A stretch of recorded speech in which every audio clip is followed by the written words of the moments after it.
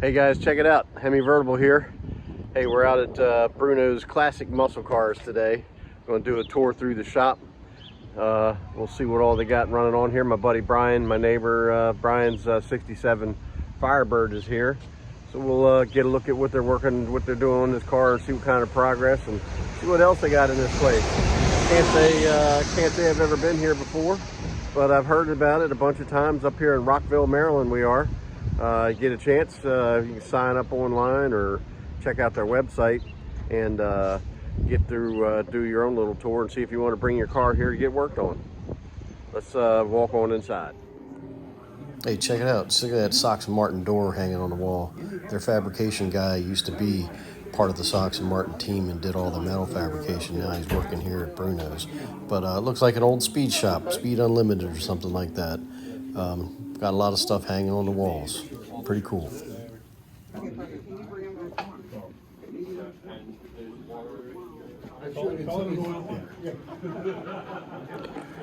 Oh yeah, nice big shop. Lots of cool cars. Sort of. So welcome to Bruno's. I don't know how many have been here before or not. Some familiar faces, some not. So I'm just going to start at the front. Feel free to ask any questions along the way. I'm just going to talk about the cars. If you have questions, feel free to ask. So I'll start with this. This project here, this is a road shop chassis that's made for this car. It's got a 525 horse LS and a 6-speed that's going in this tank, custom rad. This chassis shows up just like this. It's powder coated, the 4-link coilovers. It's going to have 6-piston bare brakes, 4-piston bare brakes on the back. It's going on this car. This car is going to get body and paint and interior also. And we still have to figure out what wheel choices he's going to put in it. The car itself is actually very rust-free. There's only one patch in the floor that's cut out. We have a new chunk going in. Trunk's got to come out because you can't have the wheel well on there with the spare tire. The fuel tank's going to be here, and we're going to maybe tell it about 4-inch probably on each side, so you can put 335s or something on the back, whatever it is each side. So I don't use parts either. Guys will be, I want to put CPP suspension in and brakes. I want to use the right stuff. You know, it's a brand. And I'm like, we don't do that. I said, because it never works, it's garbage, it's junk, it's cheap. And I'm like, when you go out to your car show and somebody goes, how are those new brakes? And you go, they suck. They're not right. You don't tell them that you were too cheap to buy the good stuff, you just tell them the Bruno's did it.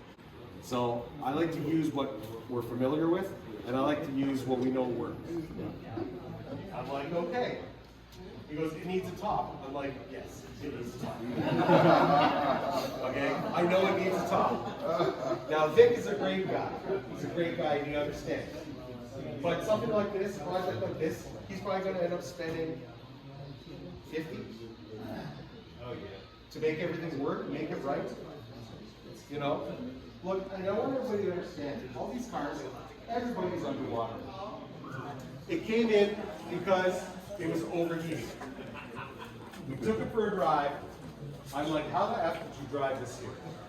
It was so bad. So, all of the front geometry and suspension was off. Terribly done. Done in another shop. It has a junk motor out of a 90s 454 truck. Down 2 cylinders. And we put it on the lift and we see the body going up but nothing else. There was 2 body bolts holding this car on its frame. 2, finger tight. Obviously somebody spent some money on this car. It's very pretty. Next step is suspension's figured out. All the body mounts are in. Motor, same. LS is going in this, but not on that. Because he wants to cruise. I said, we can put a 454 in it. Great, we can do it. I said, but it's old school tech. It's not going to like to idle with the air conditioning on in 100-degree weather when you're in Ocean City you know, on the boardwalk. So he wants it to look the way it is, because that's the way his dad had it. Putting a bed in it, rewiring it, engine, transmission, box the frame, suspension and brakes, exhaust, radiator. So it's going to run, drive, handle much better than it did before. But it's still going to look like his dad's truck. Right? Question. Brought it in, he wanted 550 horsepower, big block, 5-speed. He goes, I wanted the baddest clutch in because I just want to do burnouts. So I said, you're going to need a rear end. Okay. You're going to need some cow tracks. You're going to need frame connectors. We're putting good front brakes and suspension on it. But if you look under the car, what we find is that it was in an accident. The frame is bent on this side. Okay? And there's a bunch of shitty patchwork done on the floors. Now, is it a deal killer? No. But you think you have something until you start taking it apart and you really see what you have. Right? So you bring them in, you show them, you're like, okay. He said, structurally it's fine, but it's been hit. It's been in an accident. You know, there's some shoddy patchwork done on the floors. You know, that kind of stuff. But we're still moving forward, putting it in. I'll show you his engine over there. So this is going to be a really nice car. It's going to be fun. He just wants to go fast in a straight line. Right? That's it.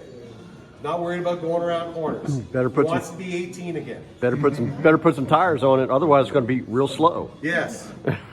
550 horsepower is just going to sit and smoke them to the rims. So if it was 100, So that was my buddy's Firebird, and this is his 462 stroker engine built by Precision Engine Machine out of Hyattsville, Maryland. We're going to have fun test driving this baby at some point. Very original, but it's an old car, and he's not a guy who knows a lot about old cars. So he doesn't understand how to, I told him, I said, when you set the choke, I said, step on the gas once and set the choke, start it up, let it run for a couple minutes, hit the gas again, take the choke off, because what's a choke? Okay? I have people all the time. Not everybody's a car wizard, a mechanic, you know, but they want what they want, they buy what they buy. He bought this for his girlfriend. Okay? So, we're going to put Petronas ignition in it, and I'm going to try and give him another quick how to start your car lesson. Okay? Because there's nothing wrong with this. We're just going to put a little hotter spark in it and go from there. So somebody has to test drive it, somebody has to go over some bumps, go around a corner, figure out what's wrong with it, get it hot, drive it, you know, where does it pick up verbal, what's actually wrong with it. You know, all that stuff takes time, right? Here's another good example. This just came in. It's an Eleanor. It's a $250,000 car. Okay? If you go to the front, it's got a brand new Ford Illuminator engine in it. $250. Just bought it. Okay, so really pretty car. It's got all the stuff. It's got a 6-speed. It's got this great engine in it. He goes, Josh, he goes, the back tires are rubbing on this side. He goes, and the door locks don't work. And it doesn't rev over 3,500 RPM. So, the rear end was off by almost 2.5 inches to the right. The engine, it's because it's only got 180 miles on it. He only drove 10. Whoever owned it before owned it 180. The engine still has its startup to it, so you can move it around the shop. It's not actually been unlocked and ready to go for the road. That's why it doesn't go over 3,500 RPM. Well, that's good. That's good. So, Dan, if you put it up. It's a very nice car, but I'm going to show you some things that you would not expect on a $250,000 car. There's a few things that aren't right on this car. So feel free to look underneath, but if you things like this make me go, what? Look at that. All these self-tapping Home Depot screws. Here, here, here, here, and here, and here. I go, the way it's cut, it's not cut on this corner. This way it's cut on this corner. It's just Mickey Mouse. It's done by somebody who didn't give a shit, right? So the rear end, the way the top bars are put in, they're not really done safe. It's done on a plate that's on the outside of the frame. Okay, so really there should be a dual shear point weld here, but it's a single.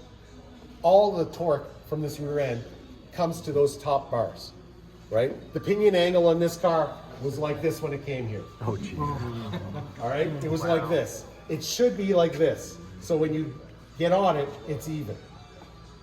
We've addressed the back as best we can. But there's other things like all these self-tapping screws holding in the fuel tank.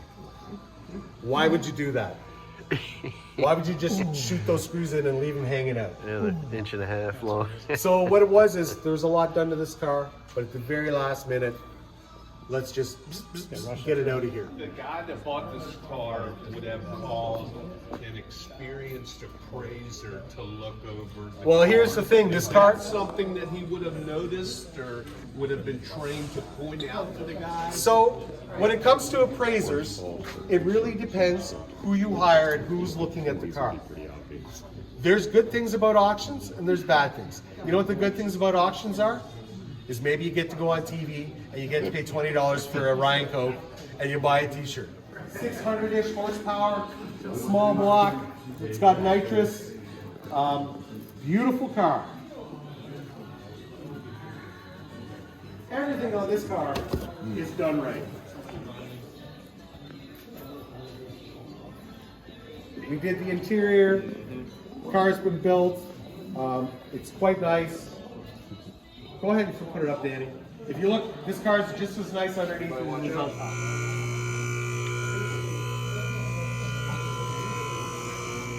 So this car is in because it stalled out a couple times when he's cruising in it. So he's like, it's a fuel system problem. So he's like, it was older. He's like, replace all the fuel system. Put the best stuff in, just do it, whatever it is. So that's what it's here for. All right. So if you look underneath, it's got all kinds of good parts, good stuff. The guy drives it. It's a street car. It's got nitrous on it, but I don't think there's any nitrous in the bottom.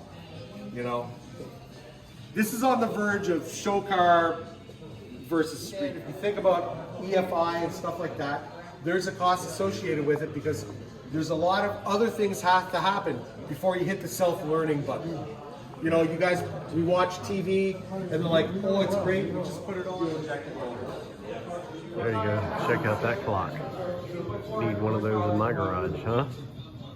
It's a handful to drive. Oh yeah, you can drive this off-road. So the axles are heavy-duty axles because you twisted the axles. Those axles are $2,000. You know, a normal drive shaft in a car is $250 bucks. Those, each of them are $1,000 bucks. You know. The old 9-inch So, you know, there it is. coilovers. Here we have a '69 Mustang. Was also his car in high school. Huh. That's pretty cool, dude. A bunch of rust repair, a bunch of racing made up for it. Good brakes, coilovers, new rear end, coilovers, engine, exhaust, full wire, and on we go. He's going to give this car, because he has a Cobra, he doesn't want his daughter to drive the Cobra, but the daughter's going to get this car.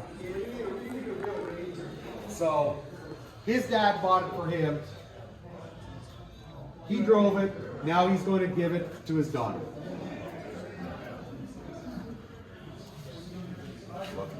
I know.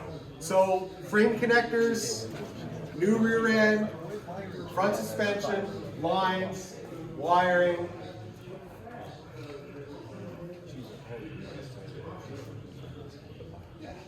Everything's done in this car. It's probably going to fire off this week. It's still going to get finished, obviously the glass and stuff, but there's so much wiring to do, there's so much computer in this car. And it's a street car, it has air conditioning. Wow. And he actually thought about making a button so he has a power trunk. So this car is going to get driven on the street. As it sits right here, it's probably 1,400 horsepower. Okay? So this car's been here for a while. He's been working and paying. But it is a beautiful car. And we're going to be really excited to actually hear it fire up. So this is like, is it overkill? I guess. I mean, I don't know. I like it. But it's what he wants. And it's like everybody here. It's what they want. So when I bring something in and somebody goes, oh, it's not, it doesn't feel right. And he can just look at it and go, look, the pinion's off. It's not mounted in the right spot. You know, he just knows. And to have a guy like that on staff. All right, guys. Well, we're out of here. Hope you enjoyed the tour of the shop and Josh and the crew. If you get a chance to sign up for one of these tours, if you're in anywhere near Rockville, Maryland, I would recommend it. Come in and see what these guys got going on. Seems like a great place. Hope you guys enjoyed the video. If you did, subscribe, like, and I'll see you on the next one.